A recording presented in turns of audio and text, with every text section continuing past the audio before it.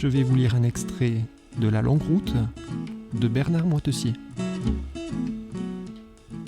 Le vent revient très doux, la mer est calme, très calme, et l'eau le long du bord chante sur une seule note.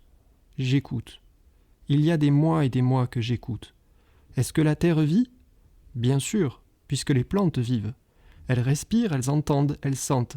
Elles peuvent être heureuses ou malheureuses, comme nous. Un homme de science l'a prouvé d'une manière irréfutable. Il s'était probablement aidé d'un microscope électronique, mais il avait ajouté quelque chose à lui, en plus du microscope électronique, sans quoi il n'aurait jamais rien compris. J'écoute les bruits de l'eau, et je pétris ma motte d'argile, et je sais que la terre vit.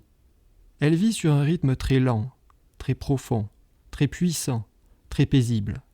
Un rythme trop différent du nôtre pour que nous puissions mesurer cette vie. Mais elle vit vraiment. Le soleil chauffe doucement mon corps étendu dans le cockpit.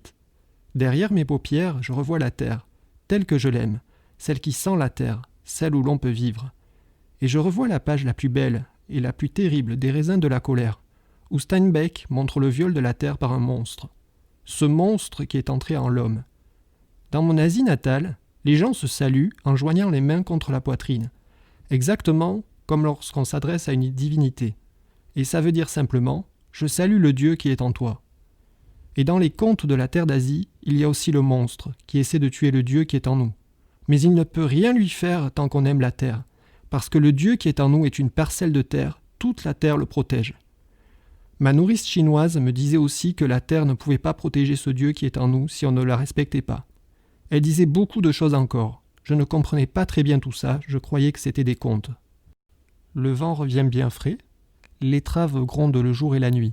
Tout le ciel est à moi, toute la mer est à moi et toute la terre aussi.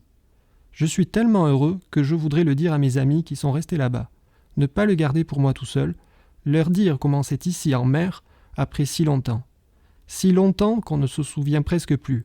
Et c'est ça qui compte, ce qui reste quand on ne se souvient presque plus. Mais comment leur dire ? Comment leur dire que les bruits de l'eau et les bruits du silence et les bulles d'écume sur la mer, c'est comme les bruits de la pierre et du vent, ça m'a aidé à chercher ma route. Comment leur dire toutes ces choses qui n'ont pas de nom ? Leur dire qu'elles me conduisent vers la vraie terre. Le leur dire sans qu'ils aient peur, sans qu'ils me croient devenu fou. 25 février. Bonne Espérance est à 2 semaines, si ça continue au rythme de ces jours derniers. 3 semaines au maximum. Coup de vent modéré de nord-ouest et très forte pluie dans les grains avec des envolées d'embrun. Je réussis quand même à ramasser 50 litres d'eau. Moitié de jour, moitié de nuit, soit encore 20 jours d'autonomie supplémentaire. Mais le moral n'y est plus. Je ne sais pas comment leur expliquer mon besoin de continuer vers le Pacifique. Ils ne comprendront pas. Je sais que j'ai raison, je le sens profondément. Je sais exactement où je vais, même si je ne le sais pas. Comment pourrait-il piger ça ? Pourtant, c'est tout simple. Mais ça ne s'explique pas avec des mots. Ce serait totalement inutile d'essayer.